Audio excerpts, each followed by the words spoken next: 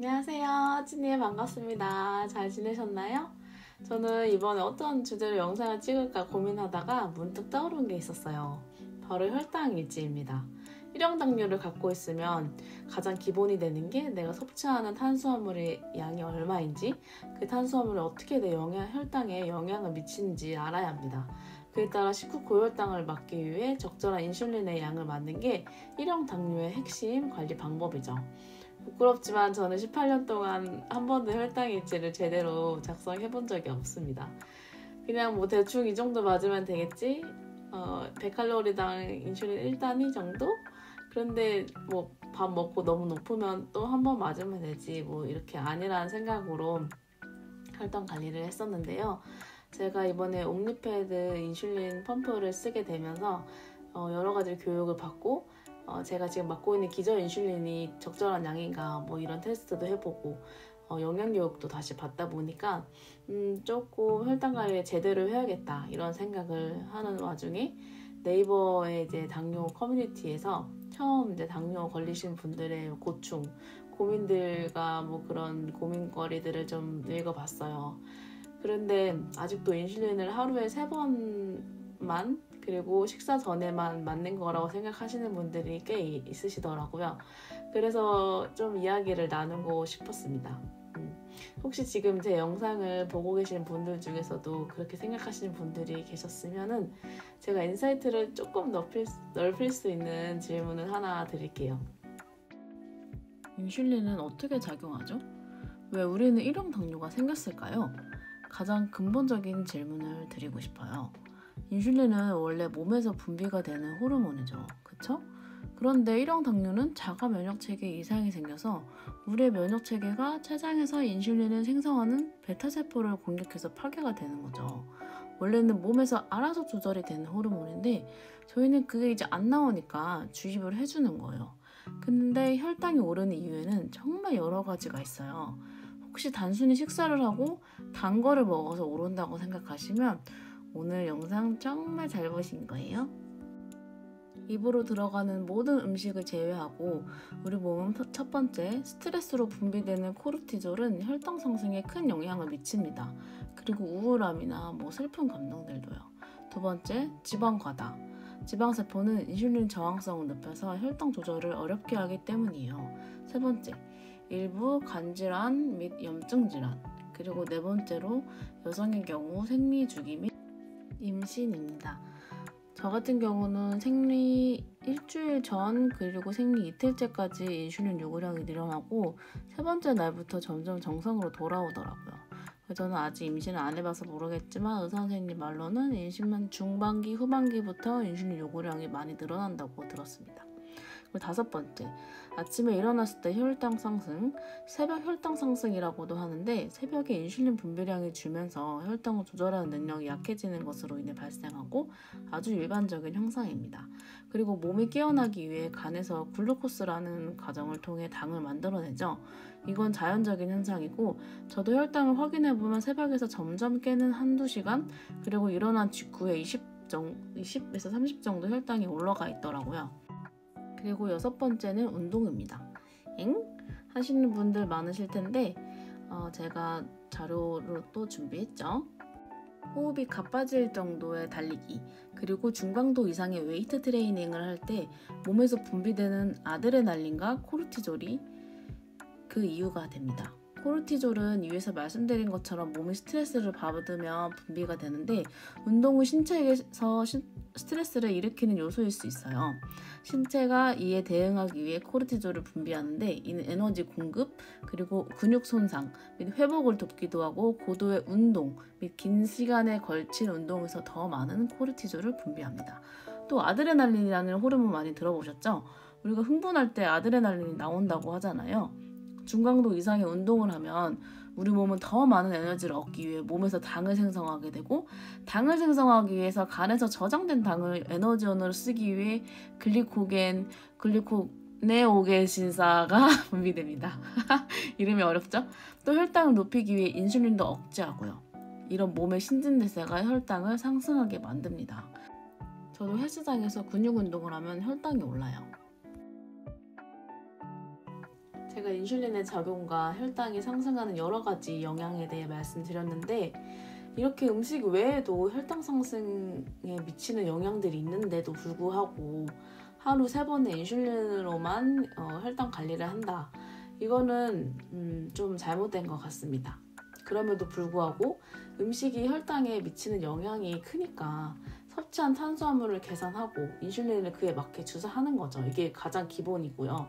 가장 중요하기도 하고, 그래서 내가 섭취한 탄수화물을 잘못 계산해서 먹은 거에 비해 인슐린을 적게 맞았다. 그래서 혈당이 높다.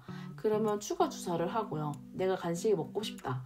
그러면 그 전에 주사를 맞으면 되는 거예요. 조금 간단하게 이야기해볼까요? 췌장이 하는 일을 저희가 대신 주사로 대신한다고 생각하시면 좀 간단하다고 생각해요. 너무 하루 3번만 맞아야 돼. 주사 맞기 귀찮아. 이런 생각은 제가 너무 100% 이해가 가지만 그 생각은 혈당 관리에 맞지 않다고 생각해요. 혈당 일지에 대한 영상을 찍는다고 해놓고 서론이 길었습니다. 하지만 음식 섭취에 기반이 되는 혈당 일지를 작성함에도 불구하고 음식 외에도 혈당 상승을 유발하는 여러 가지 요인에 대해 먼저 언급을 하고 혈당 관리의 기본인 음식과 인슐린의 상관관계를 설명하는 게 맞다고 생각했습니다. 그리고 여러분 혹시 이거 먹으면 혈당이 얼마나 올라갈까 하고 궁금해 하신 적 많으시죠? 혹시 의사 선생님께 선생님 이거 먹으면 혈당이 얼마나 올라갈까요? 라고 질문하신 적 있으시죠? 그런데 제 생각에는 의사 선생님들 다 같은 답변을 하셨을 것 같아요. 사람마다 다르지만 앞서 제가 말씀드렸다시피 지방은 인슐린 저항성을 높이고 근육은 이제 당을 연료로 쓰죠. 그리고 사람마다 운동량도 다르기 때문에 다 다를 수밖에 없는데, 그래서 제가 말씀드리고 싶은 거는 10g의 탄수화물이 내 혈당에 얼마나 영향을 미치는지, 나의 혈당과 탄수화물 상관관계를 알아야 한다는 거를 말씀드리고 싶었어요. 하지만 일반적인 거라는 게 있죠. 당뇨학계에서 말하는 일반적인 탄수화물 10g당 얼마나 혈당을 올리는지, 그리고 초속 인슐린이 1단위당 얼마나 혈당을 떨어뜨리는지 일반적인 거라는 게 있기 때문에 제가 자료 화면을 하나 만들어 봤습니다. 일반적으로 10g의 탄수화물이 30에서 40 정도의 혈당을 올리고 1단위의 초속이 40에서 50을 낮추는 것으로 저는 이번 영양교육에서 설명을 들었어요. 제가 이걸 진짜 확인해보고 싶었거든요. 왜냐면 저한테 혈당 교육 해주시는 분들은 일형당뇨가 아니시잖아요.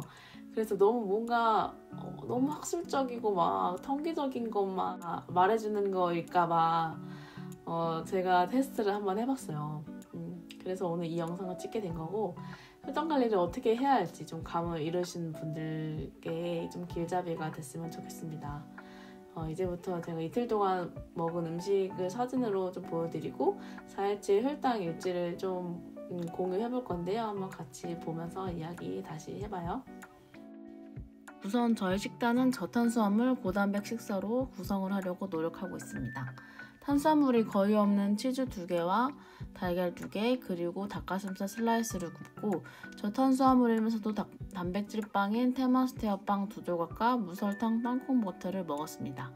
아침에 섭취한 탄수화물의 양은 16.6g이고 원로대로라면 2단위를 맞아야지만 저는 아침에 혈당이 별거 안 해도 급격히 오르는 경향이 있어서 3단위를 맞았습니다. 처음 식사 시작할 때 130에서 2시간 후 120 나왔습니다. 다음은 점심을 거르고 저녁 메뉴입니다. 양배추, 가지, 당근, 양송이버섯, 양파, 그리고 닭가슴살을 넣고 볶았는데 소스는 저탄수 간장 그리고 약간의 굴소스 추가하였습니다. 양이 많아서 제가 섭취한 411g에 대한 탄수화물만 계산하면 16.4g이 나옵니다. 하지만 전 점심을 거르고 달리기를 1시간 했기 때문에 운동의 효과를 믿고 디저트를 10g의 탄수화물을 가진 단백질 초코 푸딩을 먹을 거지만 피아스프 2단위만 주사하였습니다. 이 차트는 이날의 하루치 혈당입니다. 아주 평탄하게 잘 흘러가죠? 그 다음날입니다. 74g의 닭가슴살 슬라이스는 탄수화물 1 정도로 계산했고 애호박, 가지, 시금치 그리고 계란을 넣고 부침개처럼 먹었습니다.